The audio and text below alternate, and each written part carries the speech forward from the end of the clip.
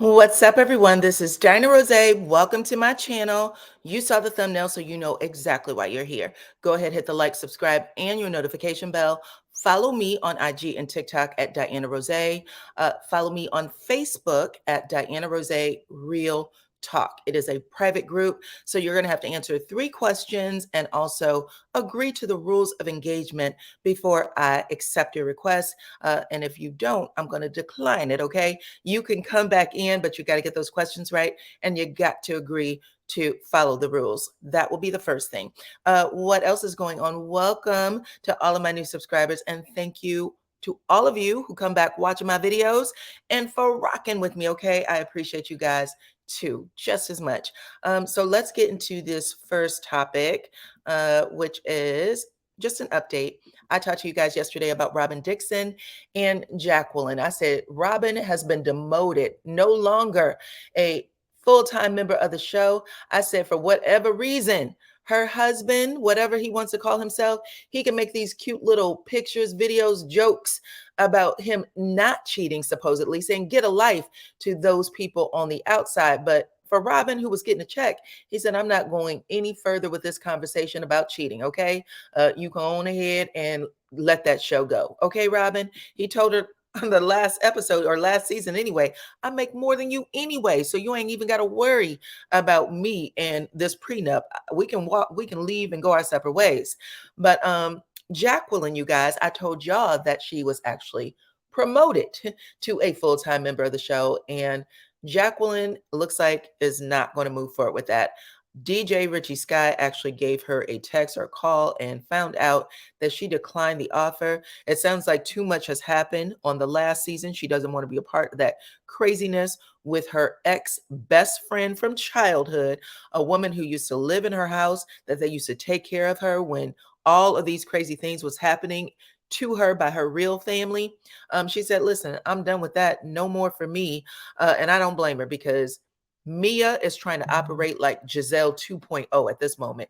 And on that reunion stage, did y'all notice how Mia was trying to crunch Giselle's munch anytime somebody had smoke for Giselle? Don't say that.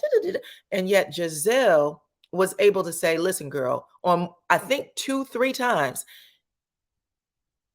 sound like embezzlement to me. Are you sure you ain't embezzling it? Just making all kinds of jokes in fun of you. Um, and she knows that the government pays close attention to these shows because they be showing up on the set to take people away in handcuffs. And she said nothing to Giselle. Interesting, Mia. I got to stop thinking about her. She gets on my nerves. Let's talk about the next thing, which is Married to Medicine. Now, you guys, I did get this one right.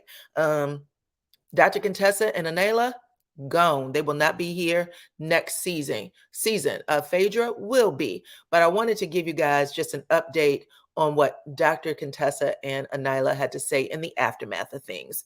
I told you guys yesterday that Dr. Contessa didn't want any more conversation about her husband to be on the show, about some of the things that was going on. And I'm sure that the network wanted to explore that further, because really that's the only thing she had going on. But y'all remember last season, it was all about her jumping on Dr. Heavenly for sharing her business being that Dr. Heavenly said, listen, you and I were good friends. I have some information about you that where I know you are staying with this man. And for what I don't know, you can be out here in these streets living your absolute best life. You ain't got to worry about money and all those things. Why you choose, as you know, beautiful as you are, as strong as you are, to be with somebody who might be a little handsy, okay, allegedly handsy, and definitely verbally abusive. Why would you want to stay in this situation? And whatever went down between, whatever I should say, Dr. Contessa told Dr. Heavenly, Dr. Heavenly hung up with her, got on the phone with her good friend, Dr. Jackie, told her what was going on, started crying because whatever was going on with Contessa's house was so heavy that Dr. Jackie said, yeah, I remember the whole conversation. I remember you calling me. I remember you crying. So yeah, something is going on. So that's why she doesn't want to come back. But she was like, well, they're not showing enough of me being a doctor. They're not showing enough of my family life. I'm tired of crying. I'm tired of cussing. girl, bye. And then for Nyla, she basically said that she will be back on TV real soon. Okay. You haven't seen the last of me yet. Yes, I was let go, but you haven't seen the last of me yet. Listen, did we hear the same thing from Kim on Real Housewives of Atlanta? We've seen the last of you, girl. Trust, unless your house is about to go into foreclosure, we've seen the last of you. They made a big mistake trying to use you to replace Mariah in the first place. But whatever. Let's get to the next subject. What happened to be Mariah, my girl Mariah. So she did an interview yesterday where she was so forthcoming, so real, so honest. A lot of the things that she was saying was actually reminded me a little bit of Love and Marriage Huntsville, a little bit of what we've heard Melody and even her mother say. So I wanted to actually play just a smidget, if I can, of what she had to say. Number one, she said that she did not get her creative credit as a creator of the show. She didn't get her creator credit, and she didn't get her executive producer credit until, I think she said, season 3 is when it showed up. And when that happened, that's when all the cast turned on her. That was the first thing she said. And I just remember Melody saying, I don't like to use my executive producer muscle because I don't want people thinking that I am manipulating the show. I am here as a cast member. So that was the first thing. Excuse me.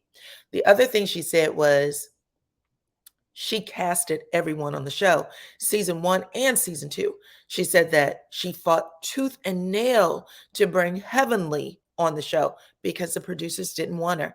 And then when she brought Heavenly on, Heavenly turned on her. She didn't like her in the first place, but Heavenly was the first to turn on her. And even now, Heavenly act like she is the leader of the group, okay? But she's still paying Mariah money every time she shows up. So for as much as you act like you hate her, you still paying her for all of it. Mariah, listen, I'll let y'all listen in just a second. And she said her good friend, Quad. She said, I love Quad. She and I were truly best friends. Quad turned on her. She said that she brought Quad on the show because she knew Quad was a star, so to speak. But she said she also knew that she needed someone there to watch her back. And she thought Quad would be able to do that for her, to watch her back. And it turned out that Quad stabbed her in the back. Sorry about that. I had to get some ginger ale, but this is what I want you guys to hear. And then I will break when I want to get to the juicy part, but it's just a smidget, okay? So here we go. That's why it's an ensemble cast. It really is. So when people say that you treated the show like it was yours and that these women worked for you and that they were on your show, what do you say to that? 'Cause a lot of rumors were Mariah think it's her show. She says it's her show. We work for her. And I never treated them like that. You know what? I didn't feel that I'd done that. I felt like I always shared it. I think if I had to do it all over, I'd learned a lot of things. But the one thing I did well was calling myself the Queen Bee. It was never about those ladies. Those were not my counterparts. Okay, I had to stop it there because Mariah said, that girl said, listen, I coined myself the Queen Bee. I didn't let anyone tell me who I was. She said, I coined myself the Queen Bee. And she said, I'm glad I did because those women were not my counterparts. And I just want to say, if you're going to toot your horn, that's how you do it. Okay. That's number one. But it just reminded me of the Scotts. There would be no show without the Scotts. And Melody having to say, listen, we wanted you guys to be a part of the show. We asked you to be a part of the show. That's number one. Number two, anyway, let's just finish with Mariah. I'll talk to you about it in a second. And that's the thing that people don't get. The first season, like you said, my name was not in writing as creator or executive producer. So I was sending a message and people start asking the right questions. There's only so much you can say. It was never about the women that they worked for me, but this is my shit. This is, just keeping it real. Okay, keeping it real. That's the other thing. Y'all remember what Melody said about Wanda when they had that crazy thing happen in the parking lot of Destiny's crazy Madonna event. But Melody said in the car, how are you going to come on my shit and act like you run things. This is my shit, okay? Like there has to be some level of respect for certain things. But anyway, her story isn't magnificent. Y'all need to listen to it if you didn't hear it. Here's another part. Like you created something big, like, and I saw what was happening. Had I not said that, I would not have been on season 2 or season 3 on my own show. It changed. The narrative changed once people realized, oh, hold on a minute, it's her practice. When people, let me ask you 2 things. When did you start getting your just due as the executive producer on the show in terms of the credit? What season was that? Season 2, I was co-EP, and then season 3, I was creator, executive producer, and for the lifetime of the franchise. For the life, my franchise, she's always executive producer on all the shows. So, boom, creative credit, an executive producer credit, and also for the lifetime of the franchise. So if they roll this out in any other city gets a Married to Medicine, I think they try to do it in LA, she still gets paid. And you know that Heavenly, she kind of walks around like a damn clucking duck. Like, this is my stuff, right? In my opinion, I would have thought that she had something to do with it. Mariah said, as long as you hoes, sorry, as long as you ladies are on this show, I get paid for it. Okay. So you can be mad all you want to about, this being mine. But even though I left, she fought for it. Another thing she said was that she said she knew from, hindsight 2020, she said from season 1, the executives were trying to get her off the show. She just became a fan favorite. And what else did she say that was noteworthy? Anyway, y'all got to listen to it. I don't want to keep y'all trying to figure things out, but I admired her. I admired that she handled her business. Oh, she said, this is what she said that I wanted to say. She said she had 2 contracts, one to be a cast member on the show. The other was to her, her business contract. This is my show. I created it. The show was actually, patterned off of me and my family, what was going on with me. She said she cast the entire crew of people. And she said she was so busy focused on that she didn't realize they were trying to squeeze her out as being a cast member of the show, which they effectively did. But she said in hindsight, she's glad that it happened and she's still making her money. And that got to hurt a couple of people over there, because whether you like it or not, you're still putting money in Mariah's pocket. And that's why I'm going to continue to watch it. But you guys let me know what y'all think about everything, because I will never forget. To this very day, she says to this very day, you need to pressure wash this mother effing house. I say the same thing. I don't care what it is. It could be the car. I'm like, listen, you need to go out there and pressure wash them mother effing cars, okay? Because I ain't going to do it. I don't wash cars. Anyway, let's talk about the next subject, which is this right here. We all saw this flyer. The Scots 1 and 2.0 were advertising this on their IG pages, Facebook pages, the Comeback Group Initiative, okay? And everybody kept asking, oh, is this happening? Is this going on? I wonder if this is a part of this season finale for the Scots, this wrap up, because, it seems like a big deal, right? It looks like Melody was there to support. We all know that in season 3, she said, listen, I want nothing to do with the Comeback Group as long as Martell is there. And then later on, just a couple of months ago, she said, I don't want nothing to do with the groups, period, because all of y'all are some backstabbing sons of you know what. But here she is. She is here. I just say she is here supporting the initiative all of the same, okay? Even her brother was here to support Melody, I'm sure, being there, and also to show his physical self in case this one tried to get, jiggy with it. Y'all know what I'm talking about, okay? This is actually something that Tisha had posted. She likes to do like a little pan of things with her phone. She likes to go like this to let you know who's in the room. She did that, showing that Martell was up here, I guess, telling knock jokes, who knows, because the Scots seemed like they were fully captivated by whatever it was he was saying. Tisha was making a little smirk face. But again, whatever happened in that courtroom, if Tisha didn't show up, all is well for Martell. Okay. So let's move on to the next. It also looks like Tisha is standing there with cameras pointed at her and her mama, Wanda. Wanda, I don't know what was going on. She woke up in a very colorful mood. I like colors too, but she got this purple. Is that a dress? Maybe it's like a two-piece. I'm not sure. Anyway, she had this purple on with this red hair and maybe like a green earring. She made sure that people saw her, baby. Okay. You were not going to miss Wanda and her spices at that booth. Who else was there? Oh, Tiffany and Lewis was there. And look at the picture in the back behind Tiffany and Lewis. That is Tisha's little girl. So it looks like Tisha was also promoting whatever this hair care line is because the little girl's holding the products in that picture. So interesting. Destiny was also there.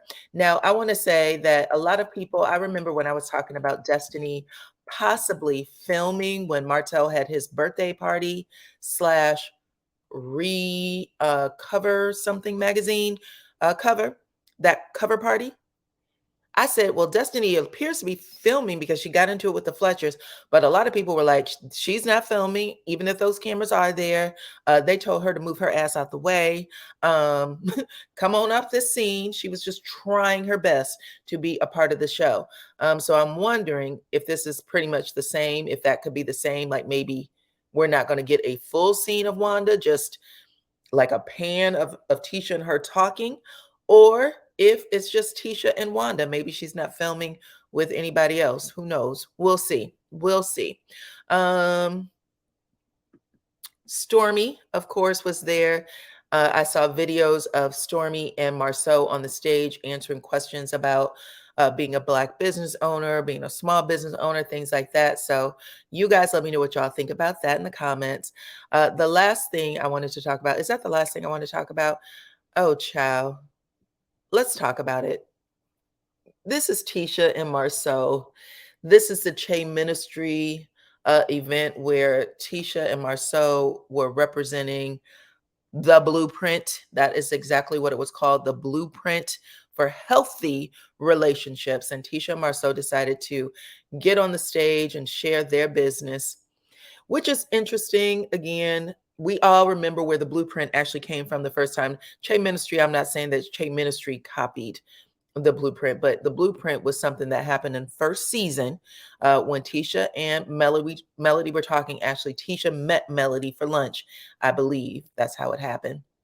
And Tisha asked Melody, what can I do to get out the house? Like, I am at home with these kids. Marceau doesn't want me to work. We have this agreement.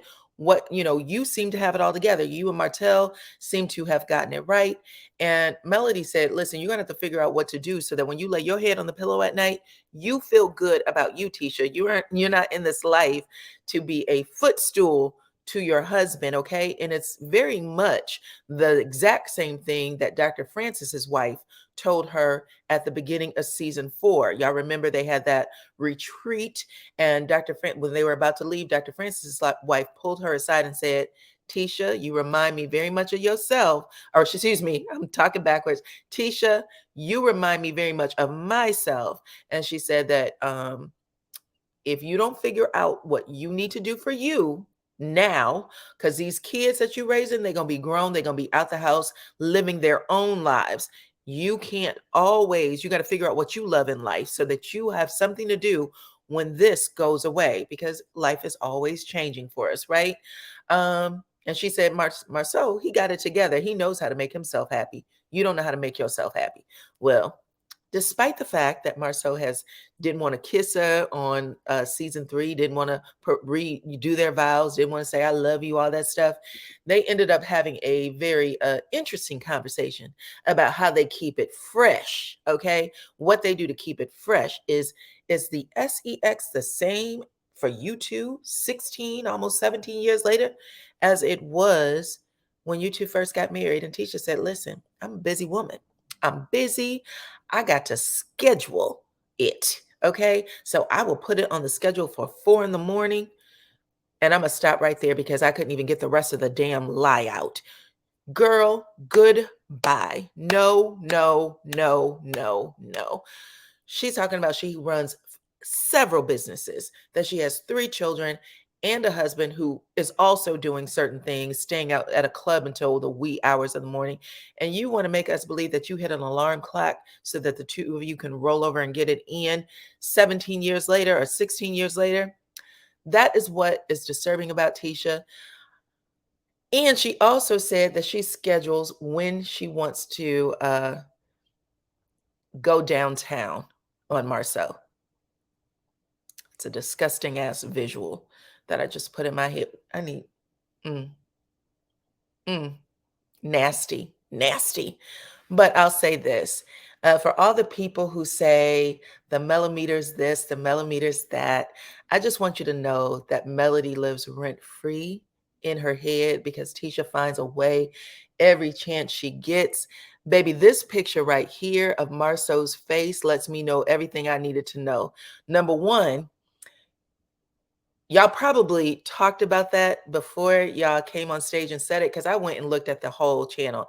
There was 2 other couples there, and both of them actually have a video of, what did they say? They have a video of, whatever the questions they were going to be asking on the stage. So they let them talk it out in their one-on-one interviews, and then the host will come on and ask them to elaborate so that they feel comfortable. They didn't post Tisha and Marceau's one-on-one. They posted the other couples.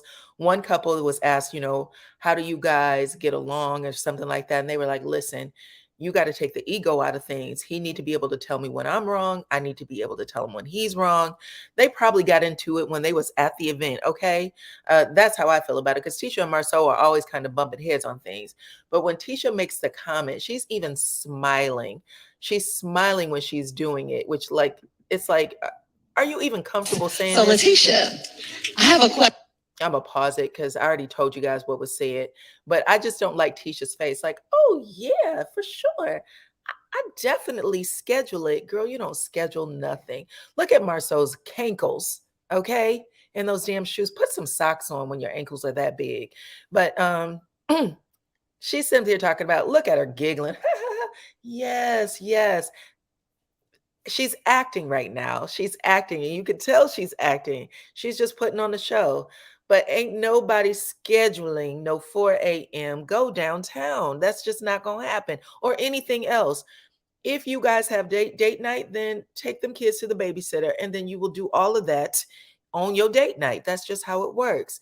But y'all can let me know in the comments if y'all think I'm wrong, okay? I don't. I also wanted to point this out. I remember when Tisha wore this dress and she had taken these pictures on the street with them. I thought this dress was so attractive, but it does not look the same in this photo. Tisha is busting at the seams, okay? I want Tisha to, I don't know. It just seems tight. Y'all can let me know about that too, because I'm like, is she about to split that dress open? But it's cute in this picture. I like it here. Anyway, that's all I got for you guys today. This is 23 minutes. Y'all let me know what y'all think in the comments about everything. I know you will. Like the video, subscribe to my channel, and hit your notification bell. If you guys aren't getting the alerts, if you're not getting your alerts, please check my last video and I will tell you, because it tells you how to correct that. And that's pretty much it. I will see you on the next one.